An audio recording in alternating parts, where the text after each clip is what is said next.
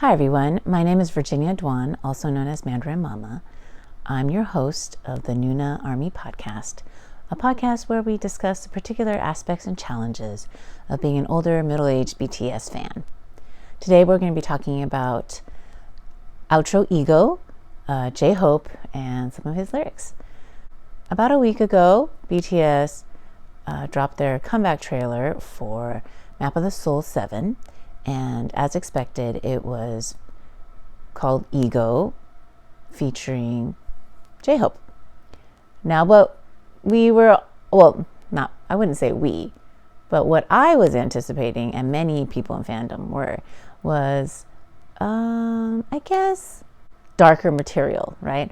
Because it's like Shadow, and we thought it would just continue in that vein of like darkness and maybe be like very sensual or like contemplative or something. And so after Shadow, which was very contemplative and sad and kind of angry, right, the interlude, and after Black Swan, which is like very contemplative and kind of sad and worrying about the first death.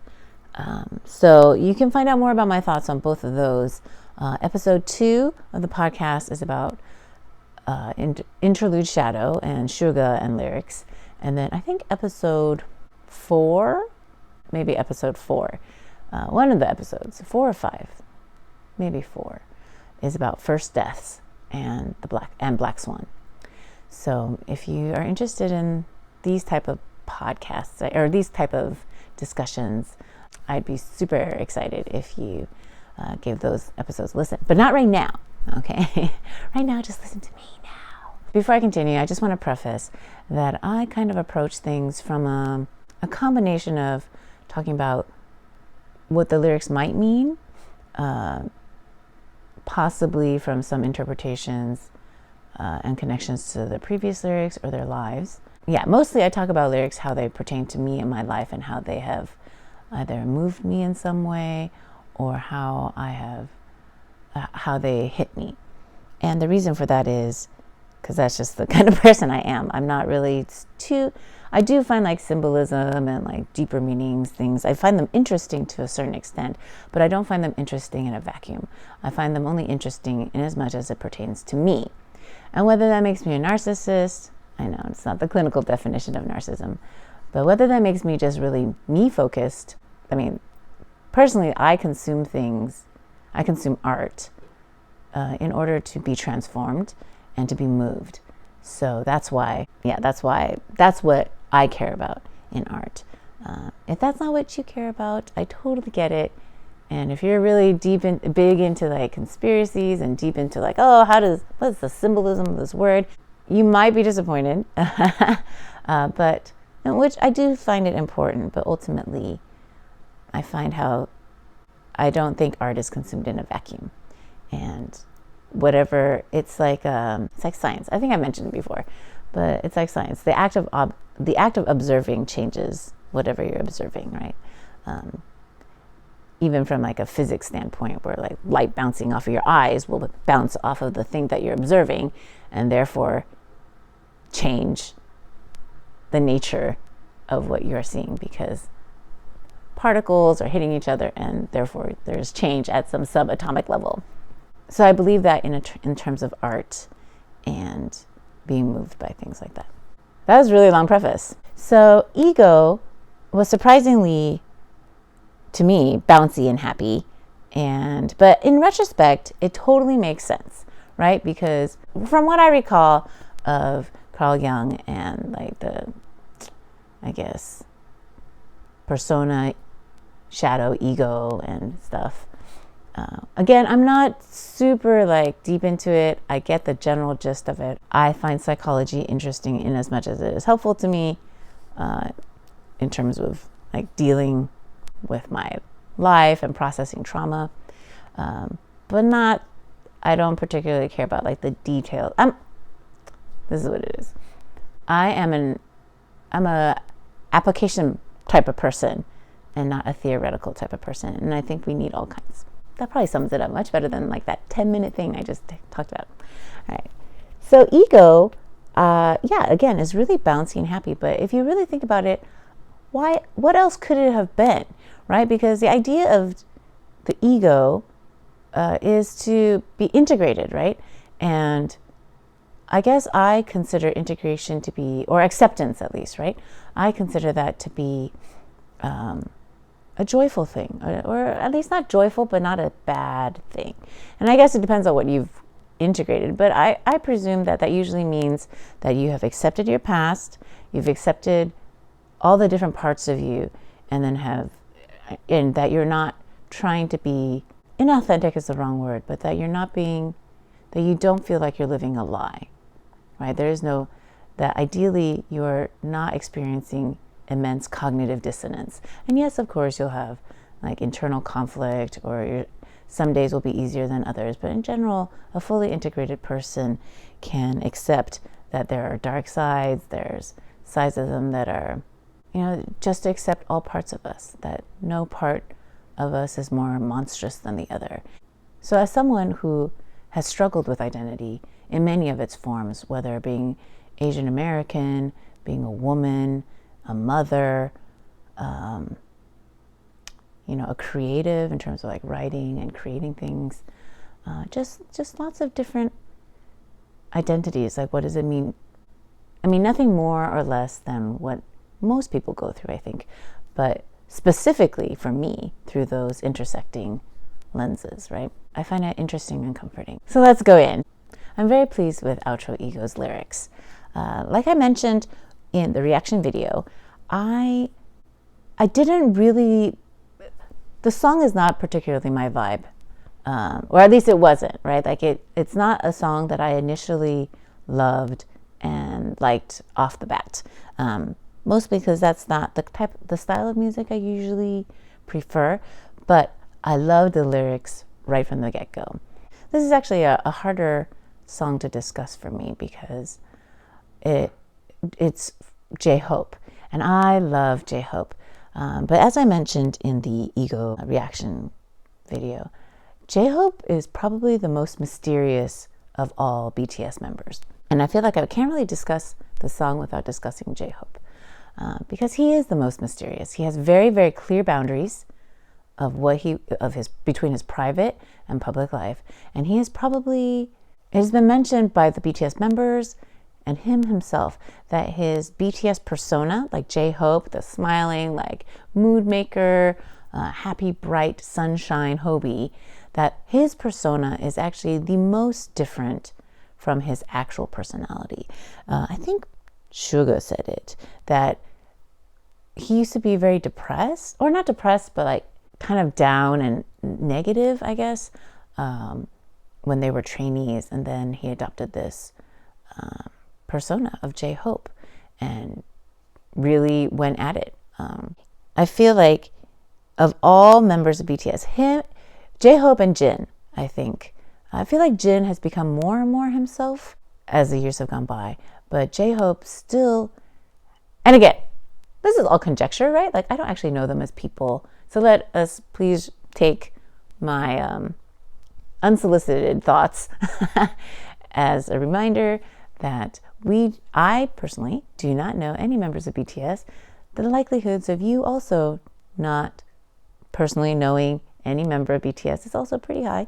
And so clearly this is all conjecture, right? Like this is not fact.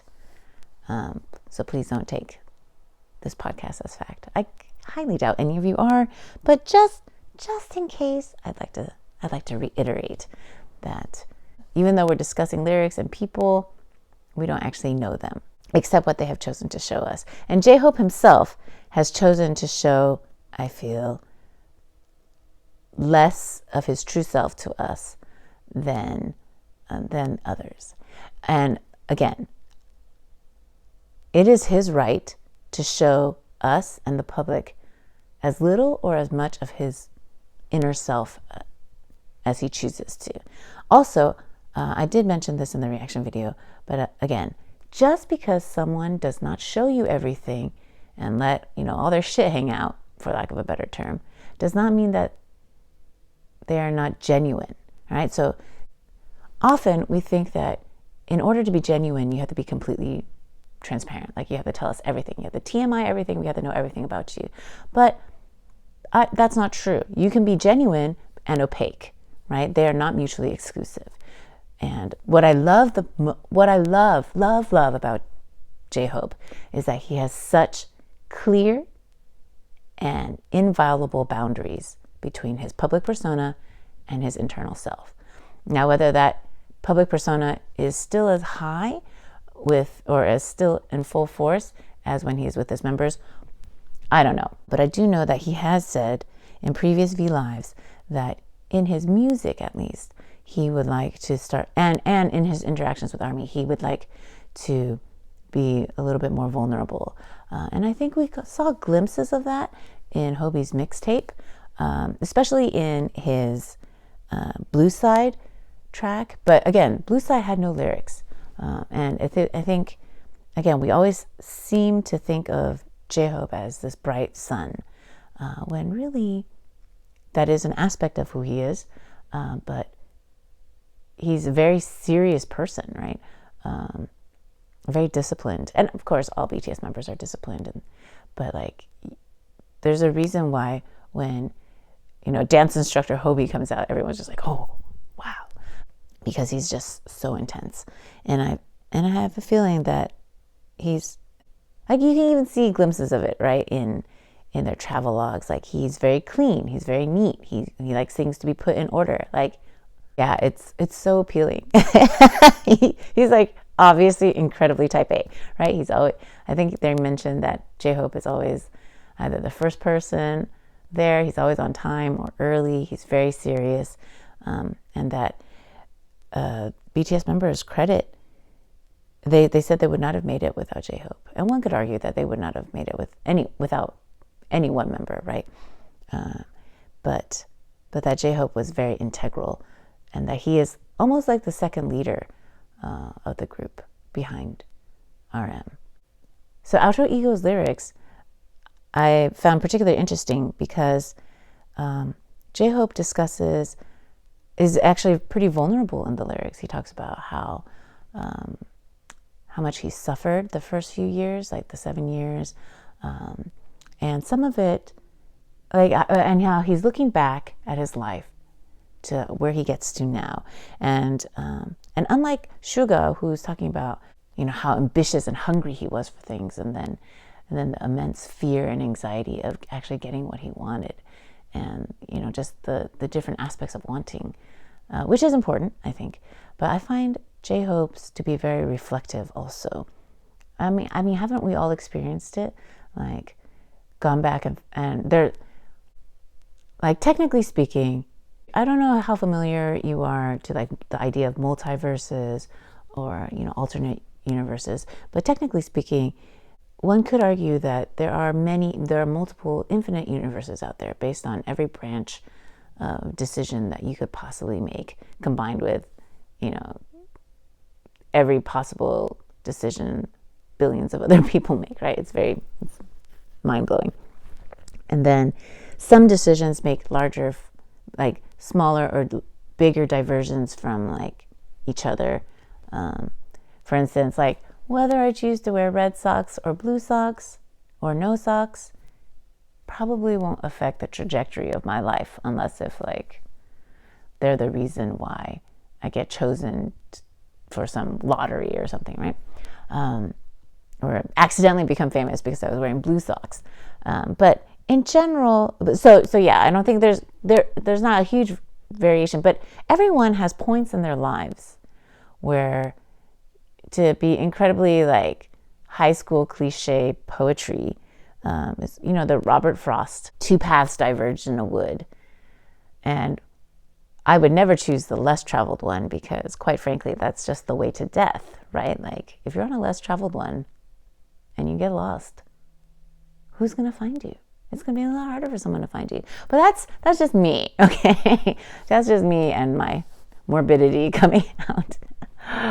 But there are many instances in our lives where if we had chosen one thing or another, our lives would have changed drastically, right? Like, so for myself, there's a few main main moments where my life could have diverged greatly.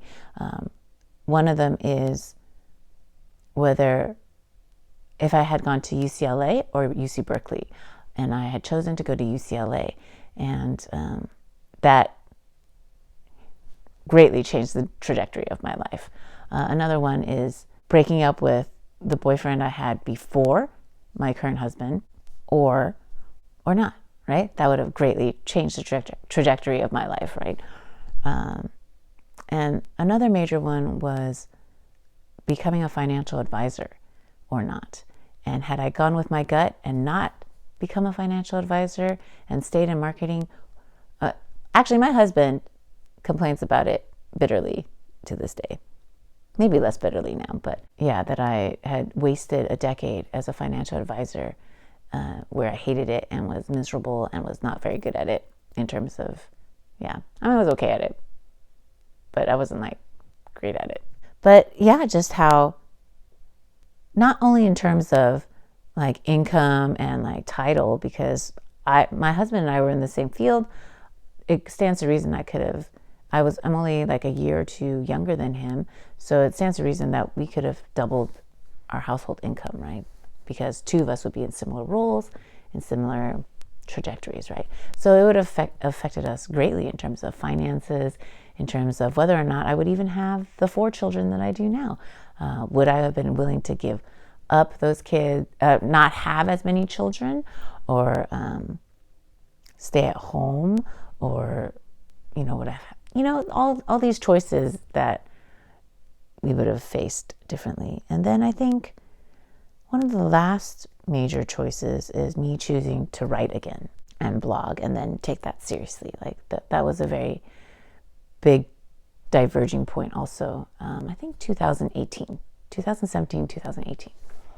So my point is, it's very relatable, right? Alter ego is very relatable in the sense that J-Hope is looking back on his life, and he's looking back on all the decisions that brought him to this moment, and how sometimes he wonders what his life would have been like. I think it's the second verse, where he wonders what his life would have been like had he not joined BTS. Would he have continued to pursue dance? He talks about, what does he say? The life of Jung Ho-suk. These are the Dulce Bangtan's Dimini, her translation of the lyrics. So I'll drop that link in the show notes and the description. But she translates, the life of Jung Ho-suk, who is not J-Hope, flashes across my mind. It must have been full of regret, with no hope till I die, with my dance only chasing ghosts. And she adds a note saying like, with my dance only catching drifting clouds. With me only blaming my dream and casting doubt on why I live and breathe. Oh my God, God. And so I think, I just got chills. But yeah, just the idea of him thinking of a life where he did not pursue his dreams, where his dreams are just a ghost, like just chasing clouds. And and again, just thinking about that. And then at the very start of the song, he talks about how all his decisions have brought him to this point, right? Of being a BTS member, being super successful at the top of the world and all those things. All that stuff is implied. And that how he thinks that it was all meant to be, that fate made these decisions for him. And that the only, and I really, really like the line about time goes on, because we always talk about, I find time travel fascinating. And technically, I love the fact that we are actually all time traveling, right? Except only in a forward direction. But I find the idea fascinating of what we would have done differently, what we would have done better. But for myself, I was just so miserable. I was so miserable for so long, both being a mother. I mean, if you listen to my first episode, I talk a lot about it there, but I was just so miserable, especially 2 years ago, right around when I found BTS. And that I constantly wondered, what would my life have been like if I had made different decisions? And if my life would have been better, worse, different. But I always come to the same conclusion of that I wouldn't change anything because then I would no longer be me, the me of now, right? The me of who I am now.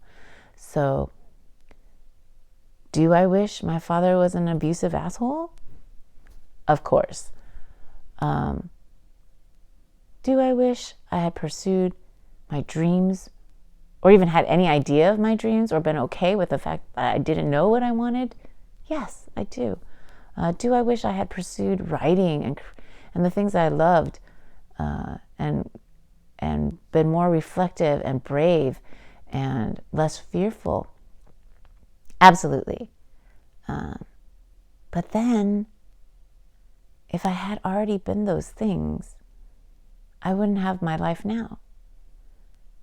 I would have a different life, probably, most likely a good life also, because I'm optimistic of that sort. But I wouldn't be married to my husband. I wouldn't be the mother to these 4 children. And the idea of I actually don't take this wrong way, husband, but I don't particularly care if I did not marry my husband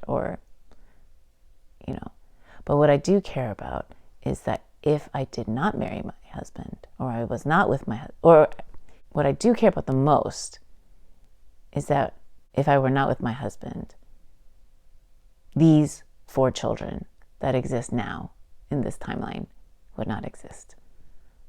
So that if I changed anything, even met him later or got married later or, changed up when we had sex or whatever, that my 4 children in this timeline would not exist.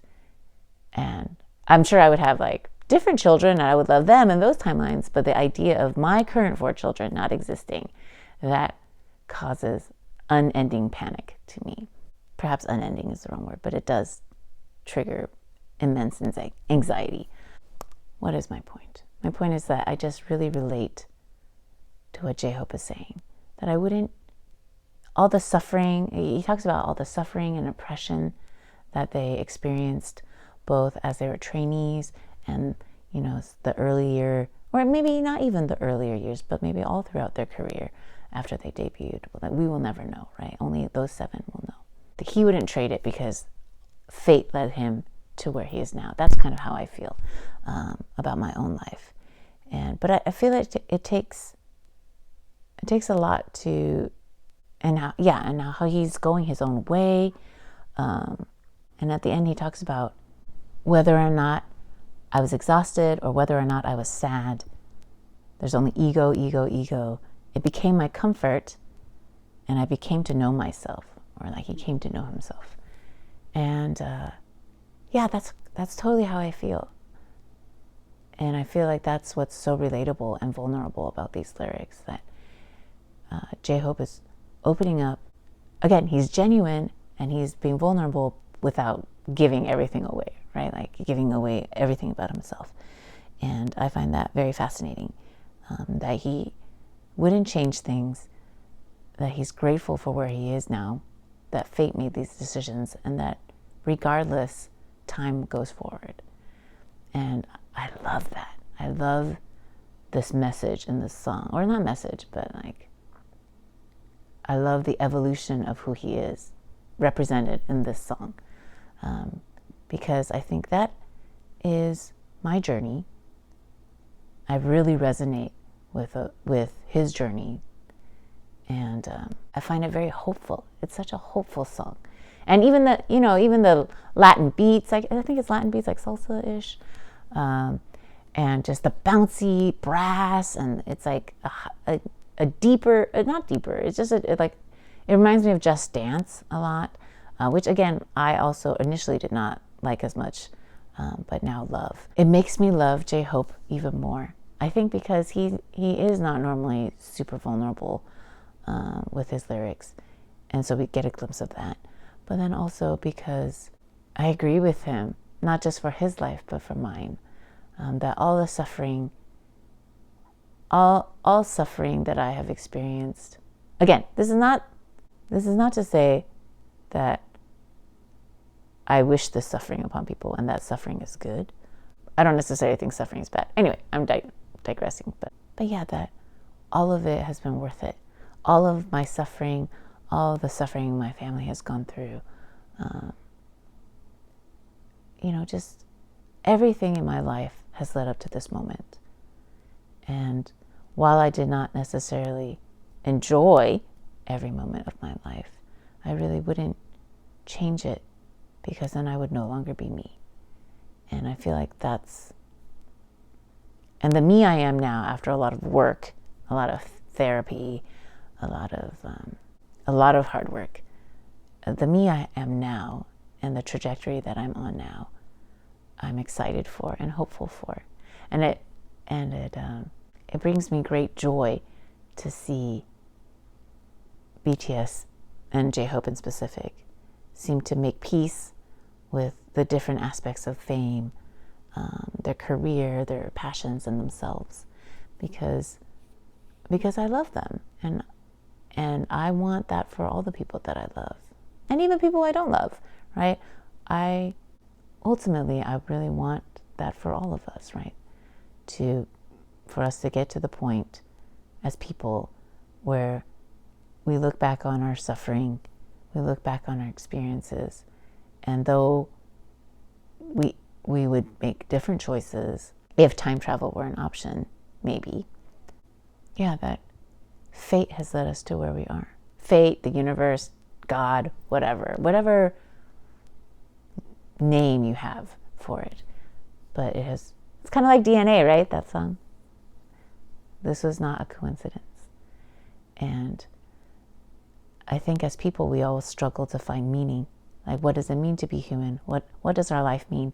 And our lives only make sense in retrospect, right? You can't see the connections while it's happening. Or maybe you can if you're particularly insightful. But we don't really know. We don't have that narrative or story. I'm butchering something C.S. Lewis wrote once. But we live our lives forward, but we interpret it backwards. I really hope that when we interpret our lives backwards, that we can feel as if we are fully integrated people, that we make peace, for the most part, with our inner demons and monsters, that we recognize that we are multifaceted people, that we are more than one thing, and kind of just to take a little bit more of J-Hope's attitude of, I don't care. This is what I am now. This is what fate has made me. And that this is who he is, and he loves it. And so I wish that for us and myself, that who I am becoming, who I was, that all those people inside me are integrated and together.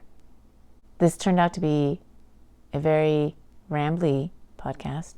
I'm not actually sure if it made any sense, but I hope it brings you some comfort, and that if you're on your journey and you still don't feel like you can accept all parts of yourself, that's okay.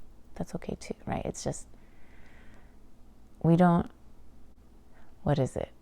I'm butchering another either line from a movie or a book, and I can't remember the reference.